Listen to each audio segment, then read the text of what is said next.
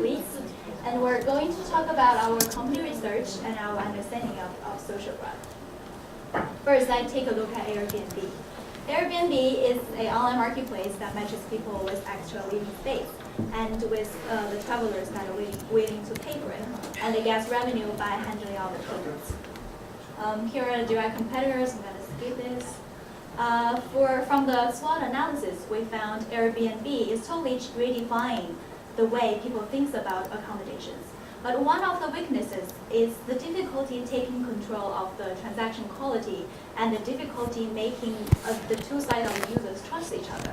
But if the company can do that, they can build a trust system, and this system is so successful, the users of Airbnb will just use that to do window shopping.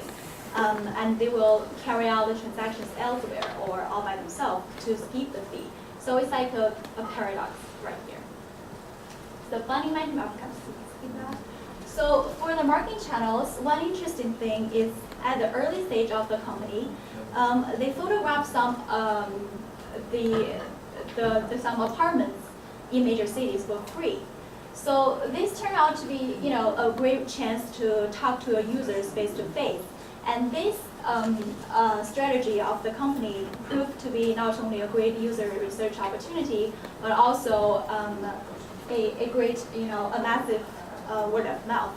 Another interesting thing is that one of the bloggers said the Airbnb used the the black hat techniques on the Craigslist to do, to gain its users and to grow its marketplace. And I was thinking, that was the smart trick. And Spotify.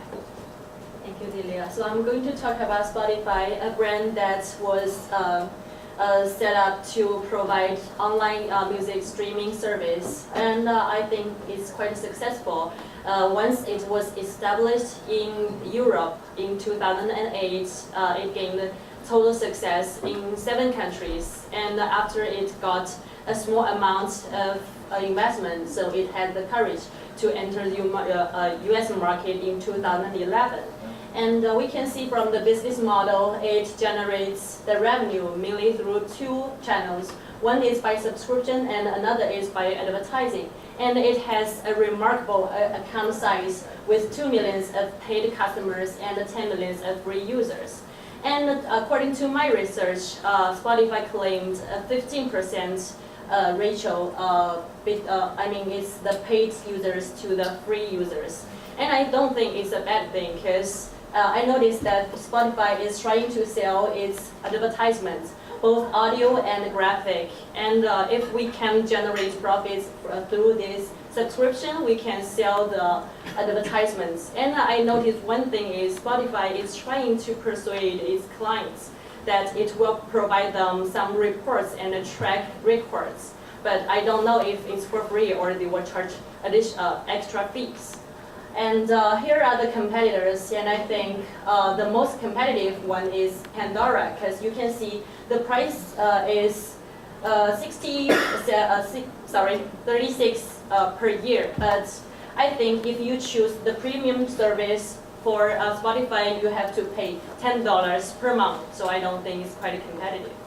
And talking about what I think the strength is, it provides millions of licensed songs with buffer-free streaming service, and Spotify has been working on this to improve the quality.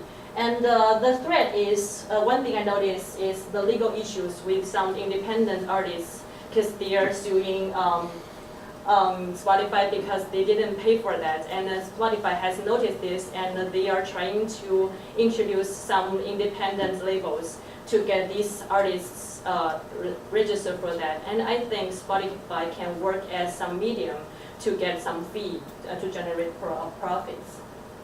And talking about the funding management, Spotify was valued around $1 billion, and it just got 100 million investment this year, and it can do more improvements on this website to gain more traffic.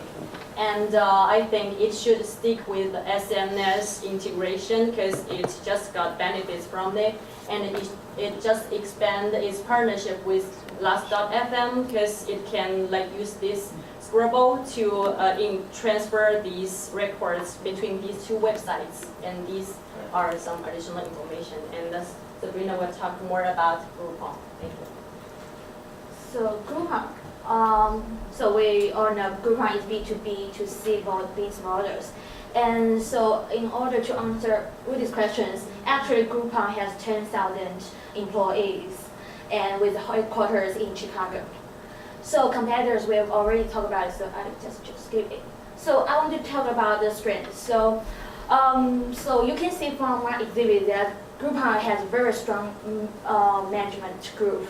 That's first the easy use of website. You can also actually you can find only one deal in one website, and you can also share it through Twitter, Facebook, and it has a lot to do with the social graph, and I will talk about later. And also what Groupon does a very good job is that it make mobile application, and it also make this available to almost all kinds of mobile devices. You even can find this kind of application on BlackBerry and Windows. That's really weird. And so, and another point is that Groupon right now has 17 million subscribers, and that's because it invests a lot of. We all know that it invests a lot of money in marketing and to gain subscribers. So because of the nature of the B2B to C business models, it's really hard to for Groupon to control the customer service because one success deal may swamp a very small business with too many customers. So maybe the small business can't satisfy the customers. But for this one, Groupon now has the free return service. So if you don't satisfy the deal you bought, you can return and get refund by Groupon. And so in this kind of way, Groupon helps to increase the satisfaction from the customers. And we all know that Groupon has declining operating margins, you know, the sales per customers and also the conversion to of consumers to subscribers is all decreasing. You can see from my exhibit in funding. So up to now, Groupon has raised over 1 billion fundings. A lot of people says, I know other team says that Groupon maybe won't do a good job because the early investor already cash out the money. But I will say, you can see the service Groupon now has.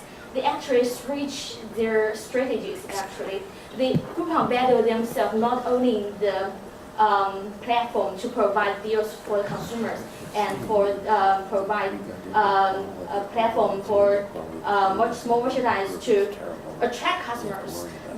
They actually value themselves as a platform to branding the small merchandise.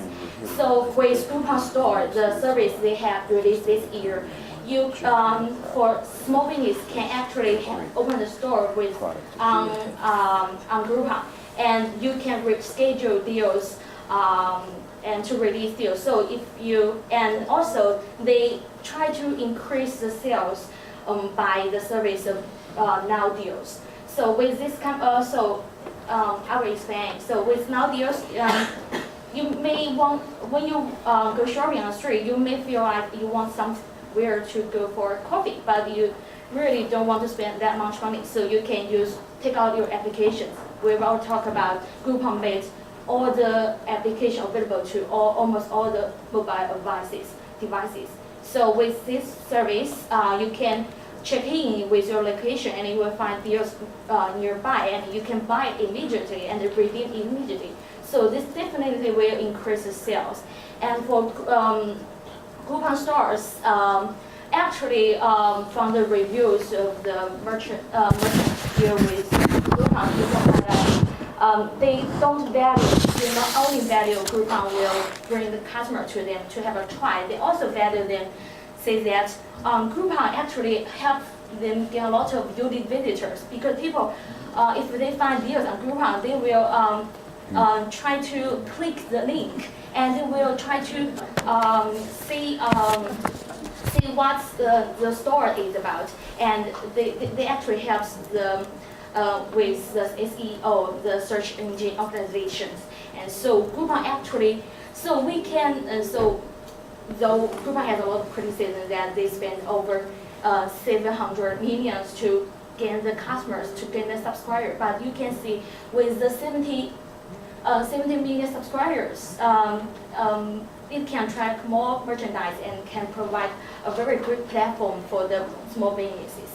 And I also want to say, talk about the Groupon's marketing ways in terms of the social graph. So Groupon is really doing a great job not only use multimedia, because especially in TV advertising, we can see this strictly, because few firms will do the TV advertising because it costs a lot of money and you can really break even in few years. But Groupon doing this is that they want to public itself and to make people know about Groupon and get more subscribers. Because yes, we can find people on Facebook and we can find the latest news on Twitter, but we don't get emails every day from one website. So I think that's a big advantage of Groupon because it has 17 million subscribers, so it can see the latest deals and of the merchants every day. And also Groupon is very good to use other programs like affiliates. So for other website and for small business, they can put the widgets, Groupon widgets. So they can put Groupon's widgets on the website, then people will get paid if they gain new subscribers. And they also have reference photos program, so people will get $10 if they refer to another friend and they buy it. All right, great, thank you.